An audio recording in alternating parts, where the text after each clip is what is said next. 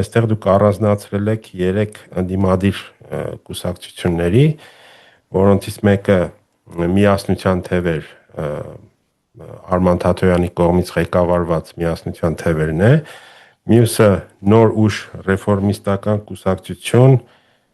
այս մեկը Հայկ Մարության, եւ Հայ ազգային կոնգրես, այս էլ Լևոնականներն են, խնդրեմ գանք սրանց, ինչ կասեք։ Դե սրանք իհարկե միասնական ճակատով խաղացող կուսակցություններ չեն, նույնիսկ Հայ ազգային կոնգրեսը մի տեսակ առանձնանում է, որովհետև այն հակադրված է Նիկոլ Փաշինյանին ավելի շատ այսպես խանդի հողի վրա, ես այսպես եմ ձևակերպում, այսինքն Նիկոլ Փաշինյանը երկրորդական կերպար էր Լևոն Տեր-Պետրոսյանի գլխավորած քաղաքական ուժում, նա կարծես թե ինչ-որ հանրահավաքներով այսպես Հովհաննես Մկրտչի նման ոնց որ ավետում էր փրկչի գալուստը, եւ այդպես իր տարբեր շարժումներով այնտեղ կար ինչ էր կոչվում այդ շարժումը, ինչ որ շարժումով մասնակցում էր ինչ որ ընտրությունների եւ փորձում էր դրանով չէ շատ վաղուց էր ոչ դոդացմանը, ոչ ռոբոտացմանը, ոչ սերժանտացմանը, այսպիսի կարգախոսներով ինչ որ մի շարժում էր գլխավորում։ Impeachment դաշինք, այո, ճիշտ հիշեցիք։ Դա ոնց որ նախերգանք էր ապագա Լևոն Տեր-Պետրոսյանին մուտքին 2008 թվականի ընտրություններից առաջ, հետագայում ինքը ղժղժում էր Լևոն Տեր-Պետրոսյանի հանրահավաքներում եւ վերջապես մարտի 1-ի համահանցակից էր, իշխանությունները անշուշտ մեծ հանցանք իշխանություններին էր, բայց դրա պրովոկացիոն մասը կամ չգիտեմ այլ խնդրահարույց դրվագներով Նիկոլ Փաշինյանը կարծես թե նպաստեց այդ բախմանը, բայց հիմա Լևոն Տեր-Պետրոսյանը, որ քաղաքականությունից հաճախ սիրում է այսպես հեռանալ եւ ասել, որ տեսեք դուք ինձ չընտրեցիք, դրա համար ձեր այդ այս վատ բաները կատարվեցին, հիմա ստացվեց այնպես, որ Նիկոլ Փաշինյանը արեց այն հեղափոխությունը, որը մարդիկ հույս ունեին, որ պիտի անի Լևոն Տեր-Պետրոսյանը, եւ ստացվում է Նիկոլ Փաշինյանը հաղթեց Լևոն Տեր-Պետրոսյանին, հիմա Լևոն Տեր-Պետրոսյանը եւ իր Հայ ազգային կոնգրեսը մյուս Լևոնի գլխավորությամբ փորձում են համոզել մեզ, որ այնինչ արեց Նիկոլ Փաշինյանը ոչ մի կապ չունի այն բանի հետ, ինչ որ պատրաստում էր անել Լևոն Տեր-Պետրոսյանը եւ իրականում որ Նիկոլ Փաշինյանը ուղղակի մի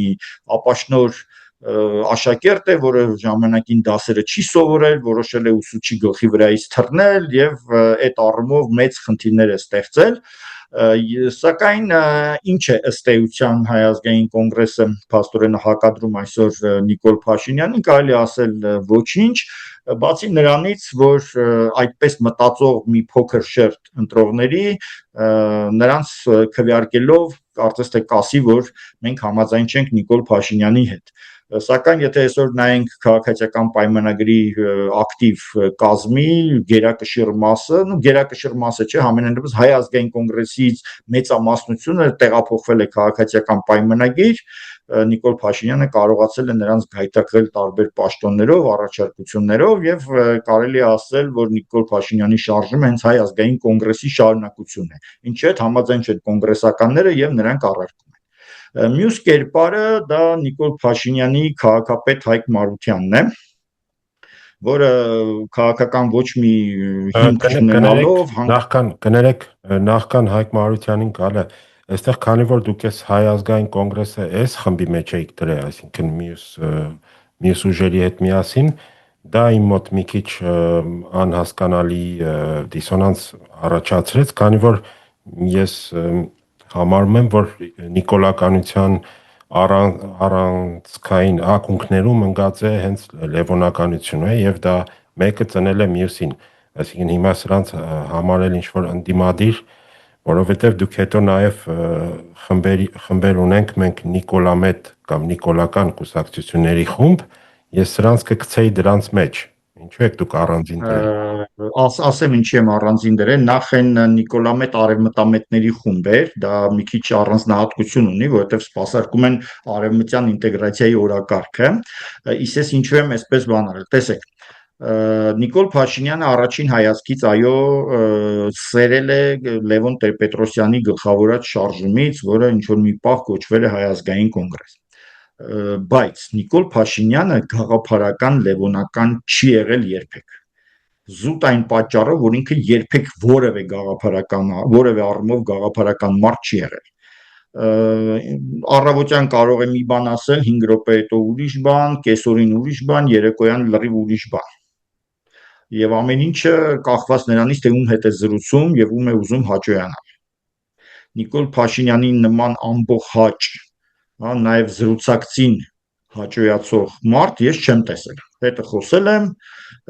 օրինակի համար մեր ընկերներին ինքը համոզում էր, որ ինքը ազգայնական է։ Ու իբր այդ ազգայնական խոսքը 16 թվականի մասին է, երբ որ ԿՊ-ն նոր էր ստեղծվել, ինքը համոզում էր, որ կոնգրեսի իր ընկերները իրեն քննադատում են ազգայնական լինելու համար։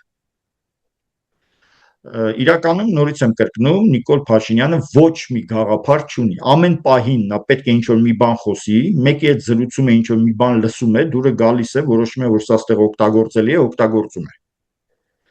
Լևոն Տեր-Պետրոսյանի թիմակիցներին այդպես չեն կարող համարել։ Ես շատ խնդիրներ ունեմ նրանց դավանած գաղափարախոսության հետ, ամբողջությամբ մերժում եմ եւ յուրաքանչյուր հատված շատ խիստ քննադատում եմ, բայց դա ինչ որ կուր տրամաբանություն է, որի մեջ կա սուտ, կա, չգիտեմ, տարբեր բաներ կան, էլի, բայց դա կուր գաղափարախոսություն է, այսինքն տարբեր կոնգրեսականներին, տարբեր վայրերում, տարբեր ժամանակ բռնացնենք, քնած տեղից արթնացնենք, իրանք մոտավորապես նույնը կկրկնեն։ Նիկոլ Փաշինյանը այդ մարդկանց հետ ոչ մի առնչություն չունի։ Այսինքն մենք ունենք նախկին ինչ որ քաղաքական դեր ունեցած մարդկանց, որոնք այսօր էլ փորձում են ցույց տալ, որ իրանք պատմության գիրկը չեն անցել, որ իրանք հələ դեռ կան, հələ դեռ գործում են։ Եվ սրանով այս Հայ ազգային կոնգրեսը նմանվում է մյուս երկուսին։ Ես Հայկ Մարությանին էի ուզում անցնել, Հայկ Մարությանը քաղաքականություն մտավ Նիկոլ Փաշինյանի հետ, ինչ որ մի կարճ ժամանակ եղավ քաղաքապետ, հետո փորձեց մի քիչ սկզբունքային լինել ինչ որ մի դրվագում, կամ հաշվարկ արեց, որ Նիկոլի հետ հեռու գնալ չի կարելի եւ խզեց հարաբերությունները աստիճանաբար, եւ այսօր էլ ինքը հիմա փորձում է ցույց տալ, որ ինքը դեռ իրանից ինչ որ մի քաղաքական արժեք է ներկայացնում, իբր թե ասելիք ունի, չնայած ի տարբերություն կոնգրեսի Հայկ Մարությանը կարելի ասել ոչ մի ասելիք չունի, հա պատահական բաներ ստեղից ընդեղից վերցրած, չես հասկանում ինչ է ուզում, ինքը փորձում է ներկայանալ, որ ինքը այն 18 թվականի ճշմարիտ հեղափոխականներից էր, որը եկավ հեղափոխությունը փորձեց մի քիչ անել, բայց Նիկոլ Փաշինյանը շեղվեց այդ հեղափոխությունից, իսկ ինքը մնացել է այդ ճշմարիտ հեղափոխականի դիրքերում։ Ինչ վերաբերում է Թաթոյանին, Թաթոյանը կներեք, հա, մինչև Թաթոյանին գալու ես Մարությանի առումով,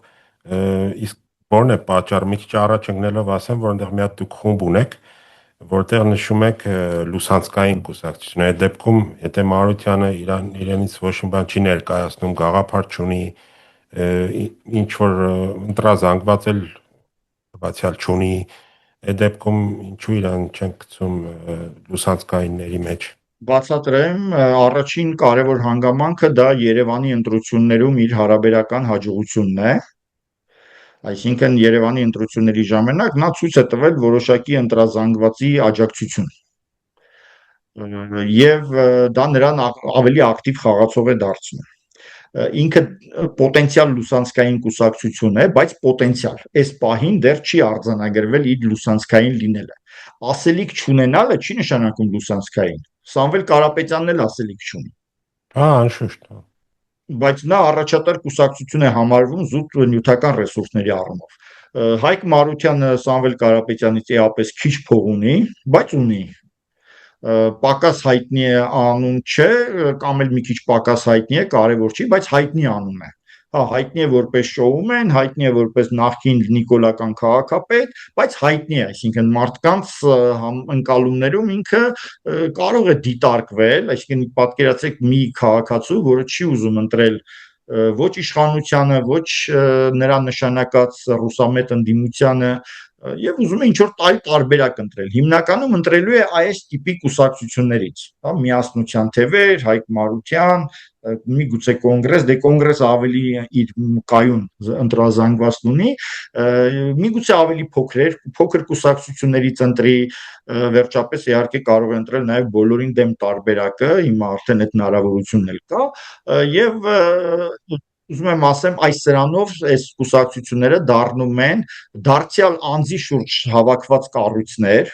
անգամ կոնգրեսը մենք պետք է համարենք Լևոն Տեր-Պետրոսյանին հավատարիմ մնացած մարդկանց խումբ, Արման Թաթոյանը ներկայանում է որպես նախկին իշխանությունների հետ այդքան էլ չկապված, թեև իր ամբողջ հայտնիությունը պայմանավորված է նախկին իշխանություններում տարբեր պաշտոններ զբաղեցնելով, հա, նախարար, փոխնախարար, մինչ այդ մարդու իրավունքների պաշտպան եւ այլն։ Բայց կարծես դրանով քաղաքական պաշտոններ չեն եղել, կարծես։ Չէ, նախարարը նախ քաղաքական պաշտոն է, հա, ճիշտ է, ինքը փոխնախարար է, կարծես, վստահ չեմ ինչ որ արդարադատության փոխնախարար, թե նախարար, լավ չեմ հիշում, կապ չունի քաղաքական է, թե քաղաքական չի, դա ամեն դեպքում այդ իշխանությունների կողմից նշանակված է, նույնիսկ եթե համարենք հայեցողական պաշտոն, դա կապ չունի, դա Սերժ Սարգսյանի մակարդակով կայացված որոշումներ են, հա, որ այս մարդուն նշանակել։ Հիմա ինքը փորձում է անաչառ մարդու կերպար ընդունել, որոշ մարդիկ իրեն հարց են տալիս, այ դու օրինակ մարդու իրավունքների պաշտպան ես, երբ օրինակ հաց բերողը մահանում էր բանտում, հա, դու այդ ժամանակ ինչ արեցիր։ Եվ եթե մենք նայենք այդ ժամանակվա նման խնդրահարույց իրավիճակներում իր վարքագիծը, մենք կտեսնենք, որ ինքը լավ էլ իշխանություններին սպասարկող մարդու իրավունքների պաշտպան էր։ Բայց այնուամենայնիվ ինքը հայտնիություն է ձեռք բերել այդ հանգամանքներով եւ այսօր, երբ Սերժ Սարգսյանը հատկապես խաղին չի մասնակցում,